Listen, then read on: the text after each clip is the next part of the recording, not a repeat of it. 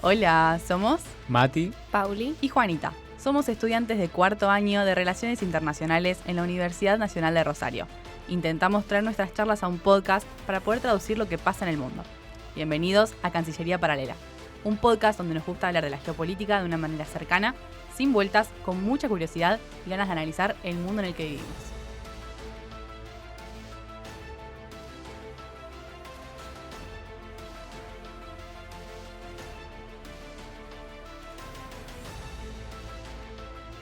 Hola chicos, ¿cómo andan después de una larga jornada como la de hoy?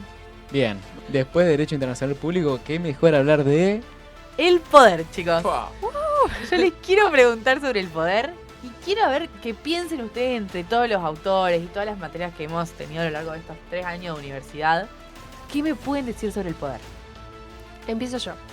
Dale. Empezamos con Weber. Weber decía que el poder era la probabilidad de imponer la propia voluntad en una relación social, aún contra toda resistencia. Marca la imposición como clave del poder.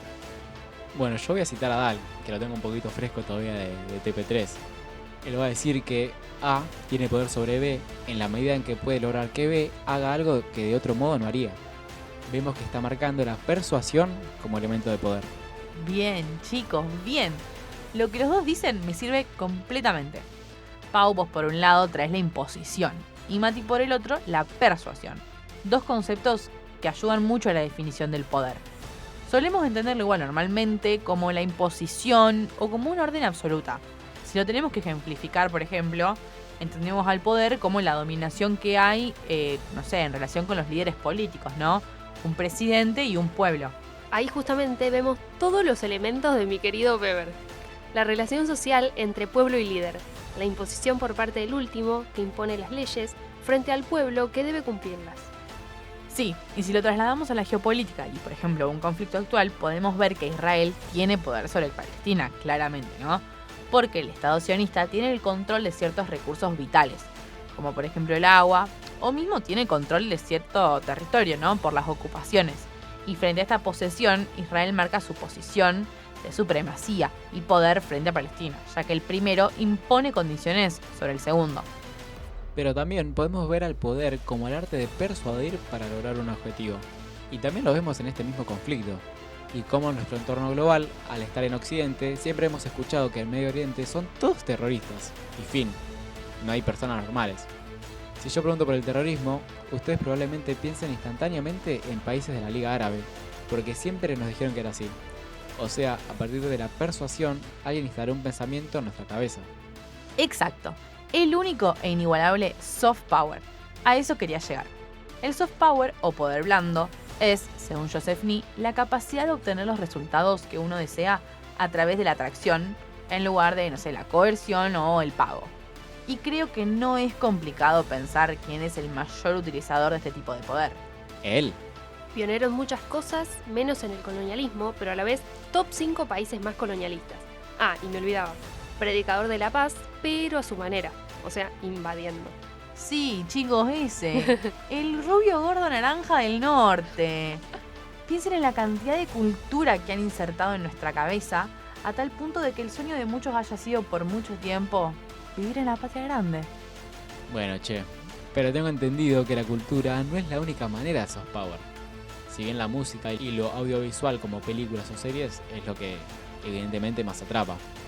También el soft power puede darse en la moda, en los valores. Lo de los valores es algo que vemos mucho en Europa. Vieron que todos admiramos que allá no roban, que es seguro, y que de repente esa seguridad se vuelve un valor deseable por todo el mundo. Sí a todo, chicos, pero se están olvidando de algo crucial. El soft power por excelencia. Es verdad, es un recurso que ha cambiado muchísimo, porque hace 20 años eran videos publicitarios en la TV y hoy son reels de Instagram, tweets. Todo esto nos demuestra que cambiaron las formas, pero el impacto sigue siendo una realidad. La propaganda fue el arma del siglo XX. En todos los conflictos fue importantísima. Y todos por lo menos recordamos el póster de alguna guerra. Es verdad. Si viajamos a principios del siglo XX, a las dos grandes guerras mundiales, la propaganda ya impactaba en la sociedad. El famoso, por ejemplo, te queremos para el ejército norteamericano. Sí, totalmente. Y quien realmente demostró la importancia de la combinación de poder fue el ministro de propaganda nazi, Joseph Goebbels.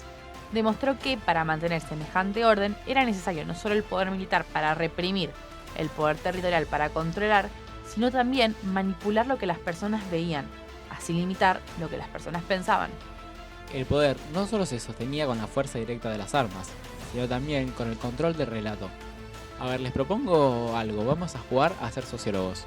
Pensemos, Alemania, la década de 1930, devastada luego de la Primera Guerra, de la que, recordemos, es la gran perdedora, posterior crisis económica mundial, el país claramente no pasaba por un buen momento.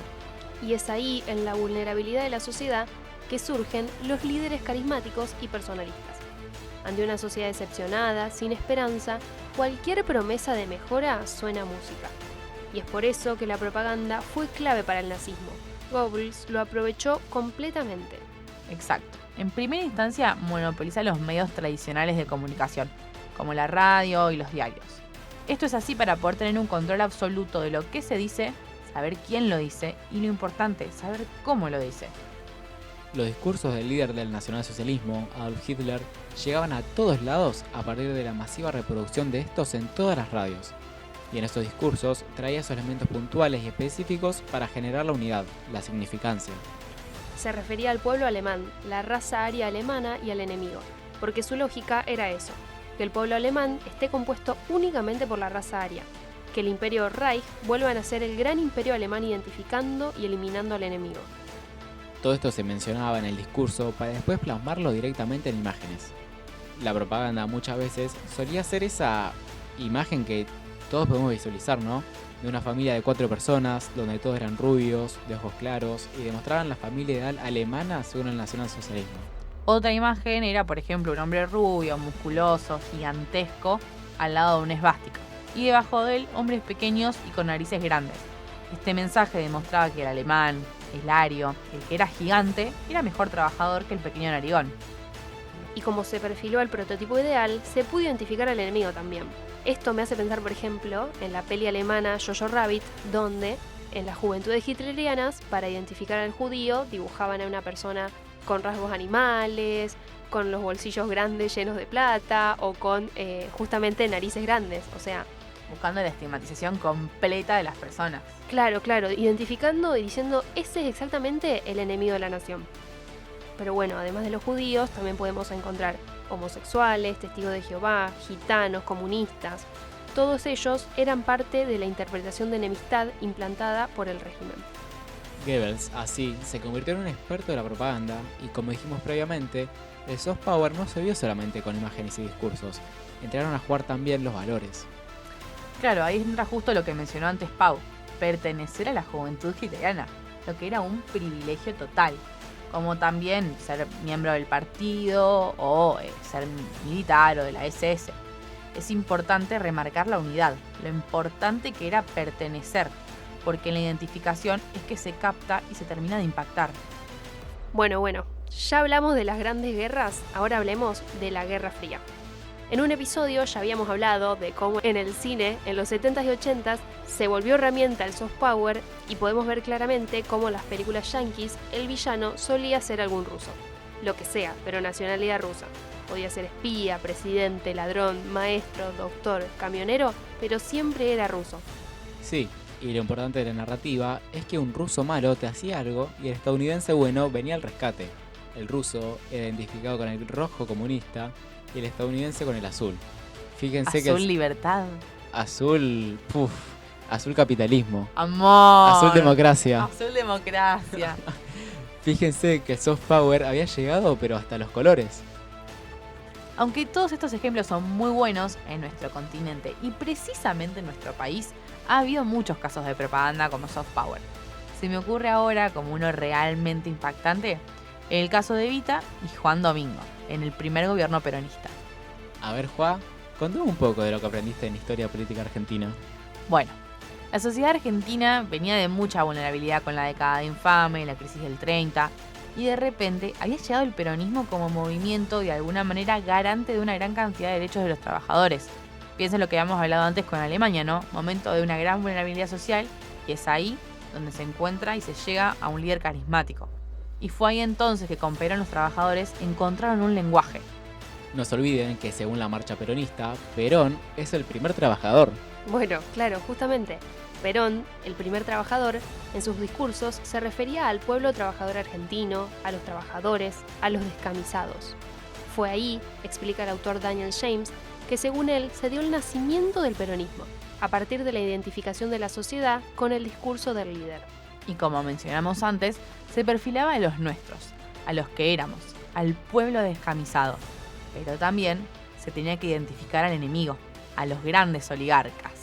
La propaganda acá también se dio por los medios tradicionales de comunicación, que en su mayoría estaban bajo control estatal para saber qué se decía, quién y cómo lo decía. También estaban las frases cortas pero memoriosas. Que Obvio. siguen vivas en la memoria argentina hasta hoy. A ver, Pau, Totalmente. contame algunas. Te las sabes Que todas. te las sabes todas. Perón cumple, Perón es el pueblo, o la lealtad peronista. Eso es innegable. Fíjense cómo el peronismo tomó aquellos elementos que eran utilizados para calificar negativamente, como por ejemplo esto de descamisados o hasta inclusive grasitas. Esto lo reivindicó y lo volvió propio, trayéndolo como un símbolo de orgullo. El poder blando peronista llegó a tal punto de santificar las imágenes de Eva y Perón. La provincia de Chaco en su momento se llamaba Provincia Presidente Perón y La Pampa, Provincia Eva Perón. Onda, se les fue de las manos pero completamente. No, el caso del peronismo es increíble. Hasta en manuales escolares se hizo propaganda, chicos. Por ejemplo, había conversaciones de niños que hacían referencia a que no era gracias a sus padres que tenían ropa o juguetes, sino a la Fundación Eva Perón.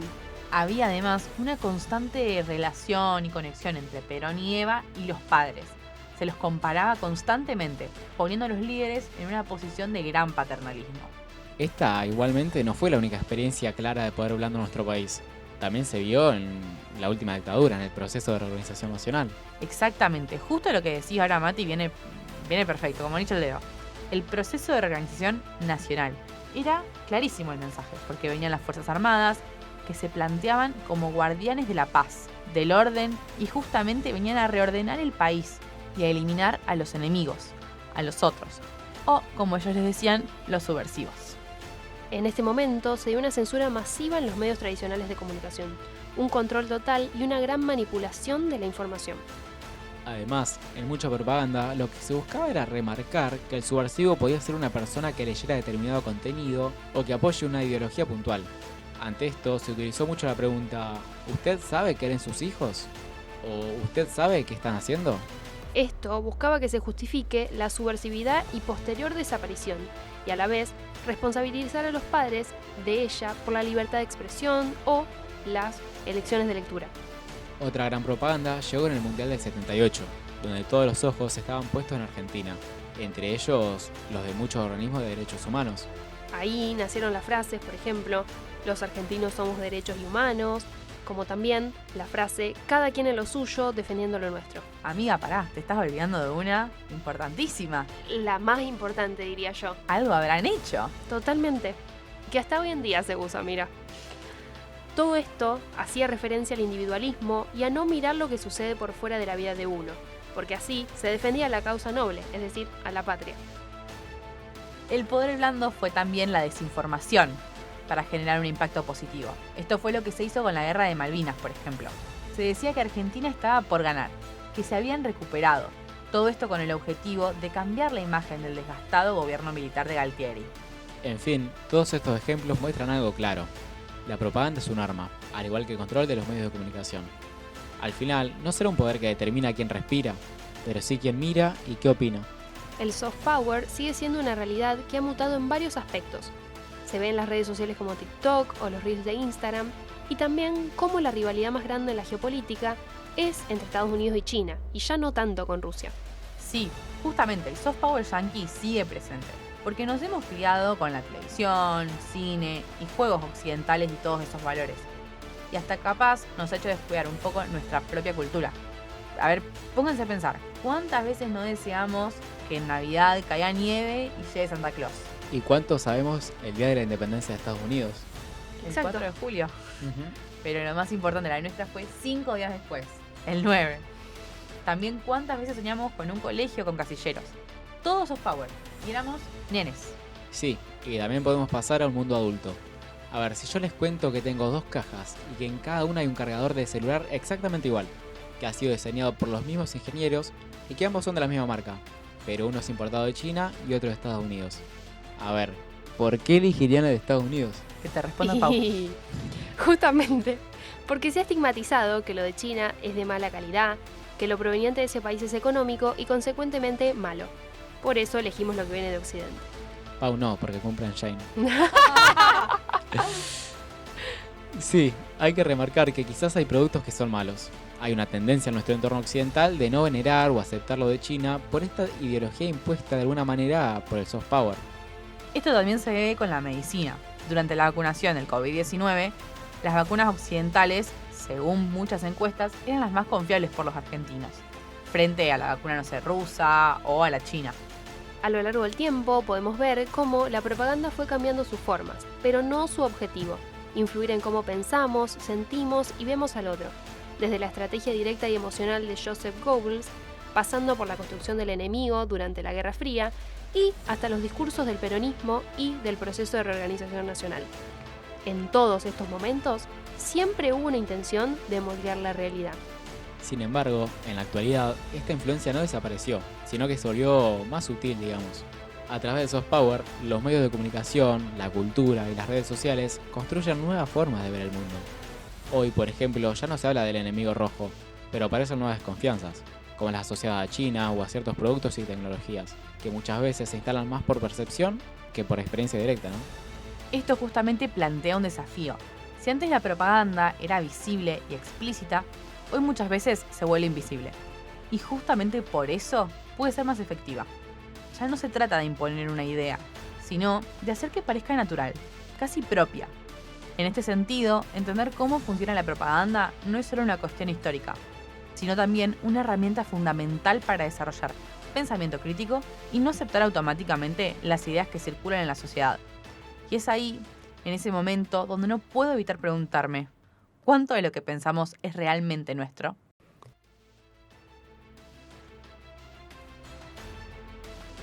Llegamos al final de este capítulo de Cancillería Paralela. Muchísimas gracias a Lapso por el espacio.